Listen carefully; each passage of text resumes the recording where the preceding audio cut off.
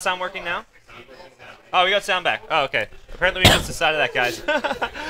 As I said, joined on the couch by Sneyking and Bulba. I don't know how much of Snaking's reply you heard, but he was just saying how Navi, they had the belief that they could beat them. Unfortunately, they didn't quite do it, but it was a tough series. Something about Puppy being too damn good at captaining the team in the late game. And the late game Navi advantage. Yeah.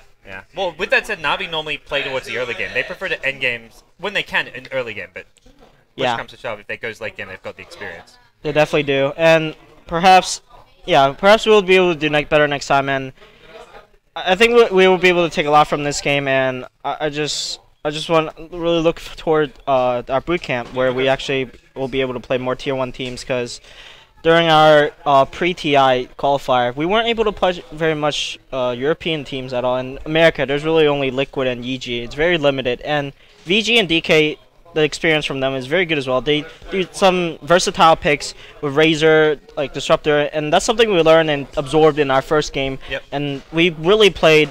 I think we played really well in that first game. Your draft was like just countered theirs perfectly. Like the Bristleback pick seemed to fit really nicely. The Razor. The Mirana couldn't do anything at all with Kunkka and Disruptor as well. Yeah. Navi did respond though in game 2. And what kind of was it? Game 2 a drafting problem, or was it something else? Do you think?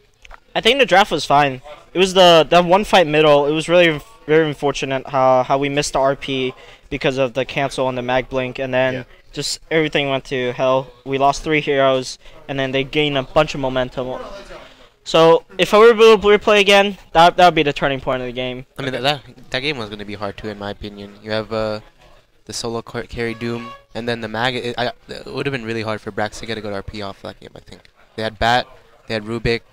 That game was going to be really hard. If you guys did have a good lead going on, but you would have to snowball completely out of control, in my opinion. Late game, you can never count out Magnetar Tiny late game. Yeah, I know that, but it's just hard. It's hard, but it would have had a much better chance of winning than. I think instead of going mid, you guys just farm the Ancients and you play a bit chill, and then you wait for your BKB up. Then you can I think that was maybe a mistake, but from our perspective, we thought that we could take advantage of our quick blink on Mag while Batrider was still suffering from his early game, and it just unfortunately didn't turn out well, and then it just completely backfired. I mean, if it got to late game, it's like, who really knows? Like, your Rubik versus Magnus, if Rubik steals an RP or not, it kind of can make or break a Yeah, it would probably been another 70-minute game like the third game if we didn't lose the mid-fight that poorly. Well, the game 3 was one of the best matches of the tournament. I mean, when you get to like 50, 60 minutes in, what's going through like your team's mindset there in the late game? Like, what's kind of the decision-making process as a team there? As a team, it's all about the buyback counter. Like, whoever bought back, you kill that person again. There's no buyback. They're completely out of the game for 120 seconds.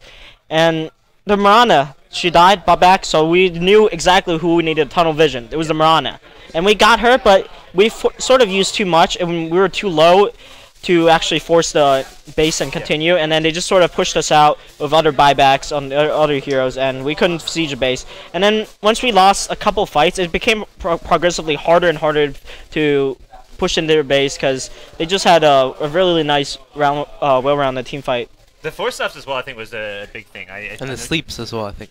Yeah, so many times like someone would get hex focus, and the sleep would just mean they had a second of invulnerability. And then the last-minute tree armor would save them. Like, that Doom got away so many times, I think. I mean, you look at, like, as you guys had the Shadow Demon, like, you guys kept calling, like, use the Disruption the right time defensively, but Nightmare was basically used for the same thing. Yeah, and I try my best using the Wolves, because that's the only thing that can really wake someone up. And you still get a second of invulnerability. Yeah, like, if that's a second while they're silly. hexed, then it's like, it's ridiculously good. Yeah, second less on the hex. Yeah. I mean, until Panda got a sheep, you guys lacked that second disable as well. You had the Sneyking stun. The follow-up was just the Pando, ulti, the boulder. And they were just, I mean, like you said, you guys had to get the buildings, or else it would have been so hard. It was, we wanted to break the base around mid-game and not progress too much into late game, because they definitely have a better knowledge and a very good team fight. Like, I think the lineup overall is way better late game. Yeah, Invoker late game with Ags is like... I think Doom late game. Refresher Doom. Refresher Doom. And the Aura. He didn't have Ags? Yeah. He went Refresher. Yeah, he went full DPS item on Invoker, but Invoker late game still, many spells being casted, just good. Yep. Okay, well, it's a tough loss, but you got some good experience. And like you say, like, getting to play against VG Gaming and DK, something otherwise you wouldn't have had leading up to TI. So I think, end of the day, do you guys feel a lot more prepared for TI, more confident with how you're going to do it TI, or is it like we just lost and you got tied 5th place with Fnatic. Like, I mean, you're bottom 2, but you did make it here at the end of the day. Yeah, I mean, we beat out a lot of the teams, and Liquor, for example, to come here, and I think it's not an easy road, and it's an accomplishment. I think we're not very disappointed, as we were formed roughly about 2 months ago, and we have come a long way since then. And I think we'll stick together. This TI, we're definitely looking to win and do very well, but if not, it's okay. We still have next year to come. Okay. Bulba, I mean, as far as like preparation for TI, like how important is a tournament like this? Because like you guys, Liquid, I mean, you missed out qualifying for a lot of events. Not trying to fire any shots. It's facts. It's you're sad. not going to DreamHack. Sad but true. Not here. You're not going to ESL 1. You're not going to have that good match practice leading up to TI, and is that going to be something that hurts your team, or are you going to make up for it just by screwing more? I mean, I think our only practice is scrimming right now, so we're just going to try and watch the tournaments that we can and practice as well. So that's it, really. Well, thanks for joining me on the couch, guys. We'll Sneyking, we'll hang around, drink our booze, eat our food, sleep on our couches, enjoy yourself. Don't drink our booze because you're underage. Just kidding. Of course. I retract that statement.